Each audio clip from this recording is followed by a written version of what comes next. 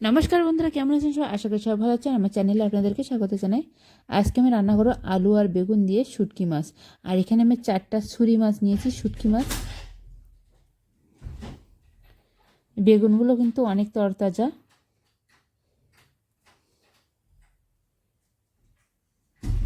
বেগুন আলুগুলো কেটে নেব, আর তারপরে আমি মাছগুলো এভাবে চারি সাইড দিয়ে কাটাগুলো কেটে নেব।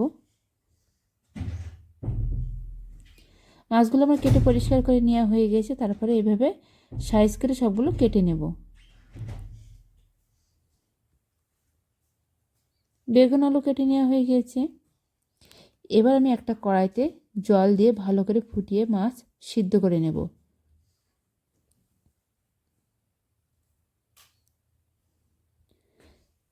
এভাবে মাছগুলো আমার সিদ্ধ করে নেওয়া হয়ে গিয়েছে। এবার একটা ঝাঁপিতে ঢেলে ভালো করে আবার ঠান্ডা জল দিয়ে ধুয়ে নেব।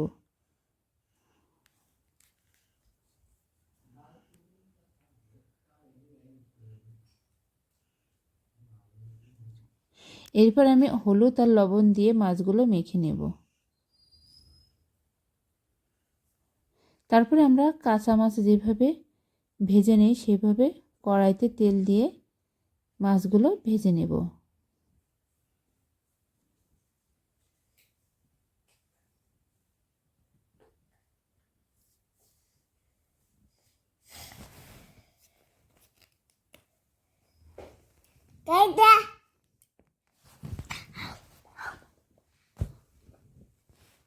লাল লাল করে মাছগুলো আমার ভেজে নেওয়া হয়ে গিয়েছে।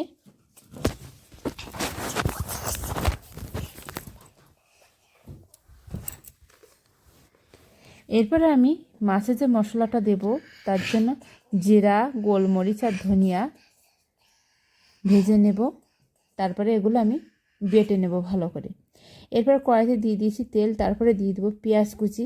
পেঁয়াজগুলো একটু ভেজে নেব। তারপরে দিয়ে দিলাম রসুন বাটা। পেঁয়াজ রসুন ভেজে নেব। এরপরে দিয়ে দেব কাঁচা লঙ্কা।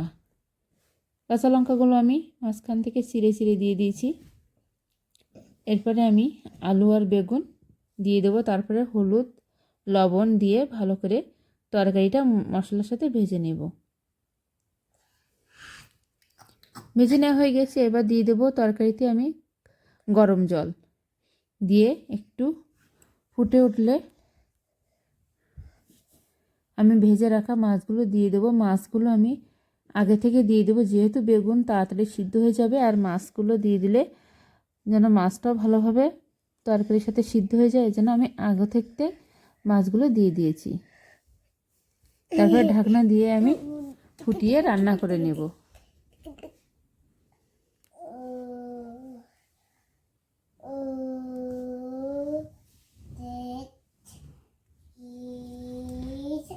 তরকারিটা আমার ফুটে গিয়েছে, ফুটে ভালোভাবে রান্না করা হয়ে গিয়েছে। এবার দিয়ে দেব বেটে রাখা সেই মশলা।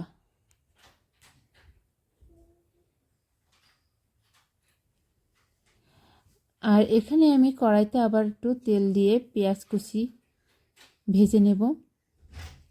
তারপরে সেই তরকারির ভিতরে পেঁয়াজ দিয়ে দেব। যেহেতু শুটকি মাছ একটু গন্ধ লাগে, এই জন্য আমরা তরকারিটা শেষের পর্যায়ে আবার একটু ভাজা পেঁয়াজ দিয়ে দেব। খেতেও দারুণ লাগবে। আর যারা শুটকি মাছ খায় না তারা এইভাবে